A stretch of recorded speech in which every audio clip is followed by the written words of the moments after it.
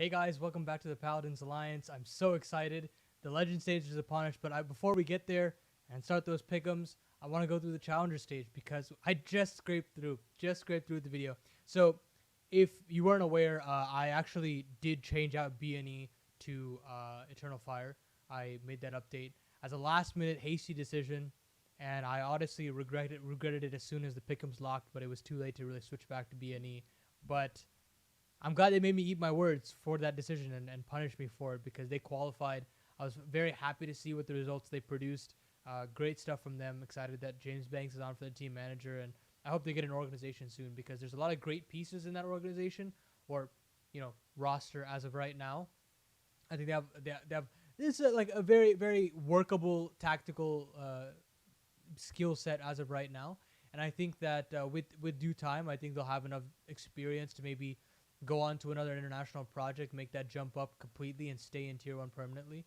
But right now, it's a really great start for them. But in other news, my meta pick of Astralis going 3-0 actually worked out pretty well in the grand scheme of things.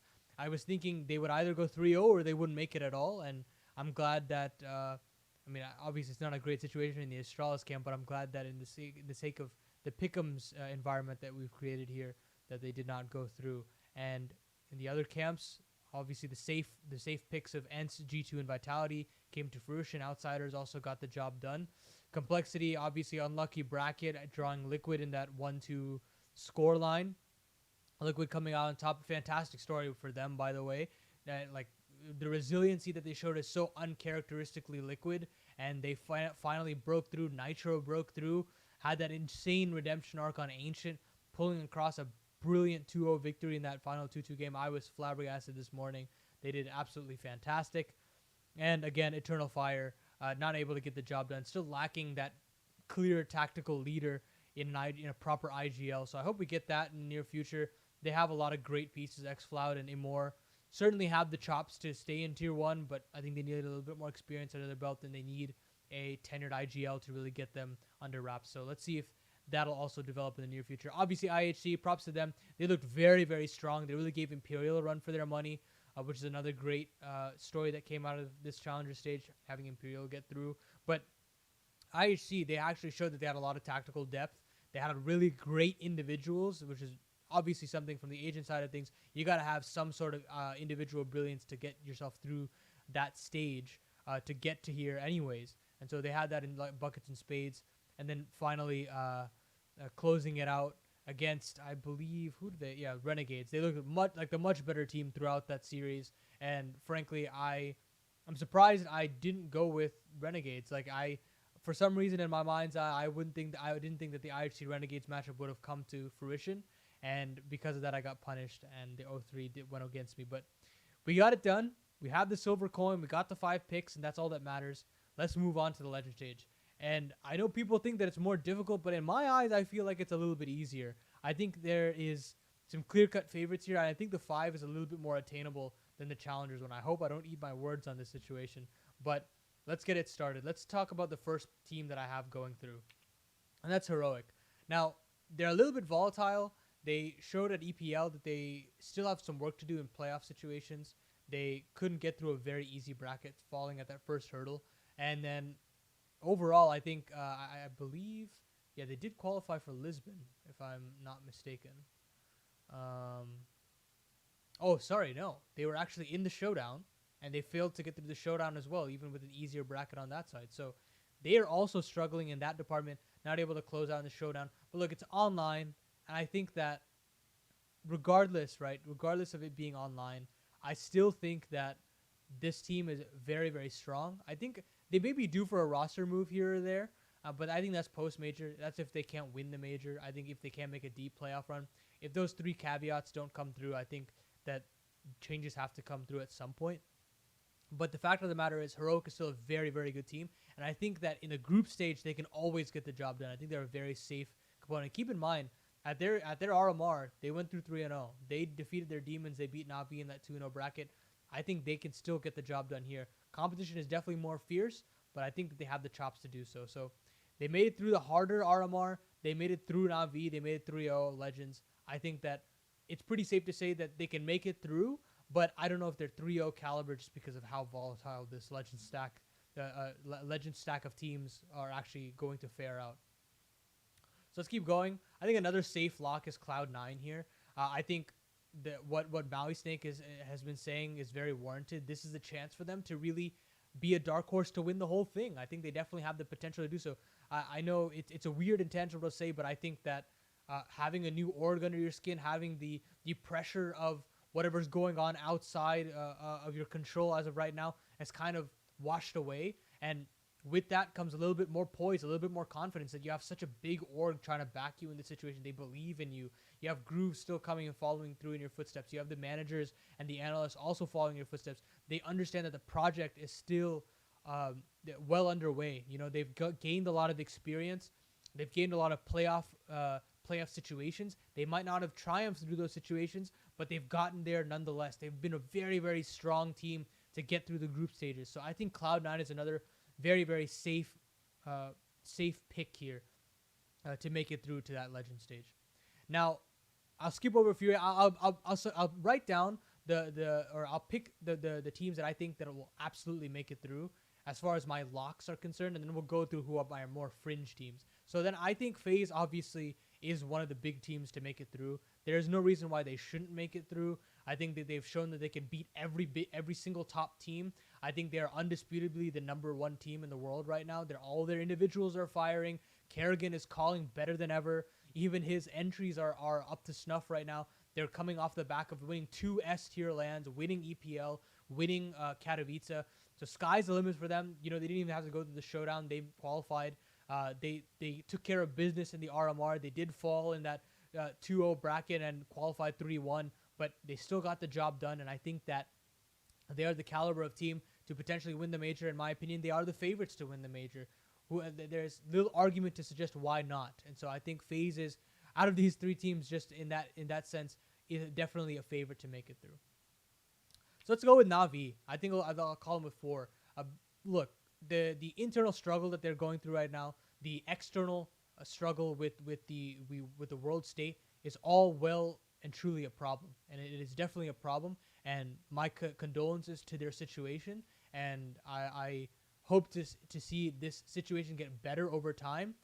And who knows what the future of this roster is and what the future of Natus Vincere is. But the fact of the matter is, Simple has a vendetta against all of the world's teams right now. He has a point to prove at this major, and he is having an absolute resurgence. And when I talk resurgence for Simple, that is insane to talk about, because he's already an astronomical player and he's going above and beyond. He's getting some absolutely insane statistics at all the events that he's playing through, and that alone, in my opinion, can get them over the line. We're not necessarily seeing the revolutionary bit of 2021, and that is to be expected. You know, you're a rookie player, you're starting to get a little bit more found out. You know, things are weighing down on you with the internal conflict that's going on, and that's a difficult concept to overcome. And for that reason, I think that it is a problem for considering them to be a title contender, because you don't have that third prong of bit in your trident. But you go down the list, Electronic is still chugging along. He isn't necessarily that, again, the superstar level that we were seeing in 2021. But again, you have Simple firing on all cylinders. You have Electronic and Bit waiting in the wings. They can peak at any point in any given time. Perfecto is still a very safe pair of hands to elevate that trio of fraggers. And I think Boomich is still playing considerably well for them to advance. I think this is another safe team to make it to the playoffs. But when we get to that champion stage, that's when we're going to have a conversation as to their form, whether they're peaking enough, and whether they can go back-to-back. Because if they can, that's when we could still have that conversation as we did in Rescope, whether or not we can make an exception for them to have an era. But until then, I think I'll just safely say that they can make it through the Legends, or the champion stage, rather. And then now let's start talking about these last 3 picks, because it's going to get a little bit dicey here. And there are a lot of good teams here, but I think G2 is going to make it through. I think that they're having a little bit of rocky form as of right now. And I think that one thing's for sure, I think that they can get through the stage because of the blatant amount of firepower that it is firing right now. They might not necessarily be tactically sound as of right now. I think that tactically there's a lot to be desired. I think a couple analysts have discussed again that their ancient is a pretty weak, so we might not necessarily see them 3-0 because of that. Their map pool can be exploited. So there are a lot of definitely holes in the G2 concept as of right now that you can see a case for them just not to make it altogether. But look, I think Monesi has proven himself. He is definitely a very volatile Opera as of right now, and that's to be expected from a young Opera. But the fact that he can go and ignite at any point at any given time, that in and of itself can get a couple of BO1s in your favor. They can get those fringe 1-1 matchups in your favor and get into those BO3s. And as soon as they get into those BO3s, that's when I think G2 will hit their comfort zone. That's when I think that Nico can, really warm into the legend stage and just carry them through to a playoff appearance. Again, with how volatile all of these teams are, I think G2 falls in that camp as well. I can't necessarily consider them to be a champions level team yet. I can't necessarily say they are a title contending team just yet. There's still a lot of ironing of mistakes that have to be worked out here. There's still a lot of kinks in the G2 armor, so to speak.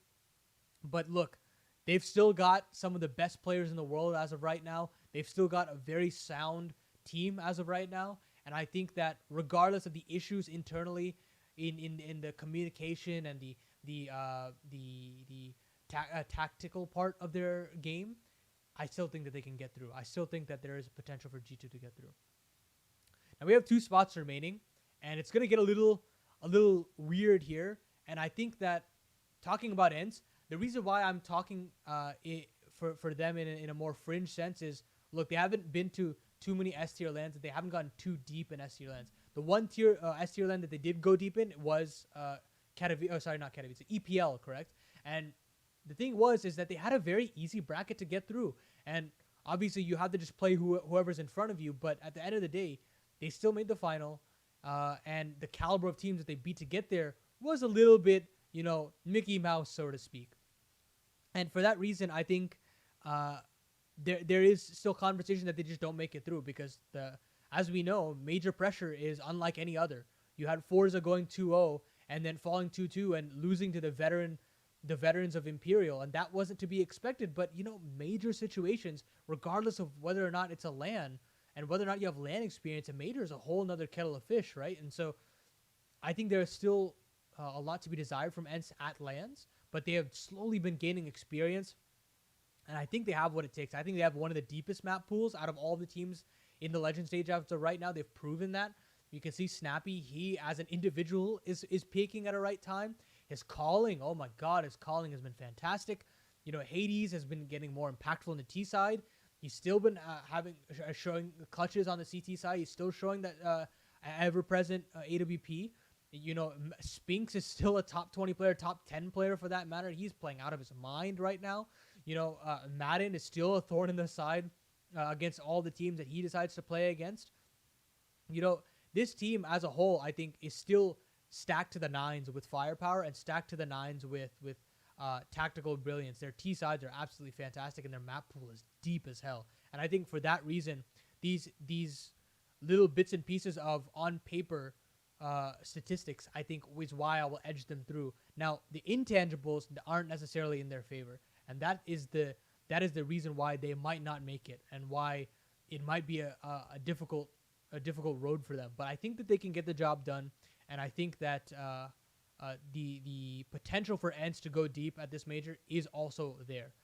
So I'm excited to see what ENCE brings to the table. I've always been a big fan, and I'm just excited to see them bring forward another deep tournament run. So that's why I'm going to go with ENCE here.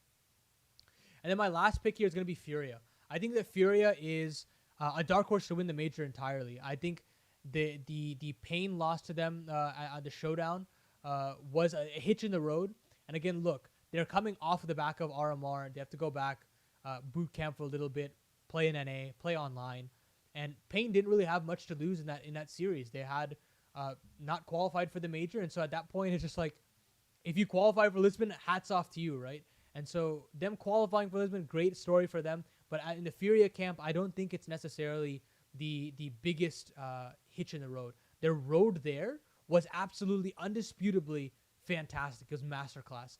Their fight through the Americas RMR, absolutely pristine. And for that reason, we have to give some credit to that in some senses, right? That they're getting they're getting all the momentum and credibility to get through to the champion stage. And let's talk about the firepower, because you have Quesarada and Yuri who are still being consistent as ever. You have Drop hitting his peaks at the RMR. You have Safe finally reigniting and becoming the opera that Pain had to let go of, and that for that reason you have just an unstoppable core at this point. And Art is still finding his footing in this new lineup, right? Furia as a whole, I think, still has one of the best cores in Counter Strike right now, firepower wise, pound for pound. Now, their map pool is something that isn't necessarily flexed on other opponents. We talked about that in Rescope, me and Thorin. We talked about that as our last question, whether or not they have what it takes to become, the best iteration of Furia. And while they definitely have ways to go in the map pool department, I think that firepower-wise, they're peaking. They're peaking at a very incredible rate, and I think that they have what it takes to get the job done and make it through. So these are my 7 teams that I choose to advance. I think that the reason why I'm not putting any of these to 3-0 is because I think that they all have the chance to make it. Not necessarily flawlessly, but I think that they have the chance to make it. But I also want to confirm that these picks come through and we get that gold coin at the very least, right? So I'm going to go with these 7 teams. And now let's go to the 3-0 column and the 0-3 column. So as far as 0-3 is concerned, I don't want to put any CIS teams here because I think they can eke out a BO3, a BO1 win here or there. Spirit especially, I don't want to discount them again. They did very well in that contender stage or the challenger stage. So we're very well done to them, but I don't think they'll get through. Same with Outsiders. They're having some serious internal turmoil. I think that they should be counting their lucky stars to make it to the Legend stage altogether. And so I don't think they'll be able to, overcome. They might be able to get to that 2-2 bracket, but I think that's where, the caliber of these 7 teams here will get them knocked out. And I think we'll have to reevaluate where Yekendar's position is and where the Outsiders have to reevaluate themselves. So that leaves, Liquid, Vitality, CPH Flames, Big, Imperial, BNE, those kind of teams. I think Vitality will be another one of those fringe teams. I think they have what it takes to, stay with the rest of these teams firepower-wise. But look, I think they have so much to work on in regards to communication. I think they have so much to work on in terms of map pool. There's no real reliant map pool that they have. Beyond Inferno, I don't even think they can really turn to any map in particular. I think Zaiwu is still missing. I don't think that they'll be able to make it to champions. I think CPH Flames, look, great that they made Legends. Excited to see them here. But like the last major, I don't think that they'll advance to the next one. They are still having some work to do in regards to their identity, per se. I still think that they need more match experience. They need more LAN experience. They're still out of their depth in that regard. And I think I think they have some great pieces. I think I've been very impressed with what I've seen from them throughout the RMR stages. But they went through the more, I think that they have more of a easier time around through the RMR. And I think that it's going to be a tough task for them to get through this Legend stage, because this is one that is stacked to the nines. It is very ruthless. Perhaps making it through the Challenger stage was doable, but if they had qualified for that, but they made it through the Legends, and I think that's where their journey will end. NIP, I think that they're having some serious turmoil. I think they can still get some cheeky BO1s off. They're still looking like a cohesive enough team to get wins off, but again, I don't think that they're cohesive enough without a primary AWP player. I don't think Esatag is a great op player. I don't think that he has what it takes. I think it's just a wound that is slowly just being patched up with band-aids, but the bleeding is still happening. It's not stopping anytime soon.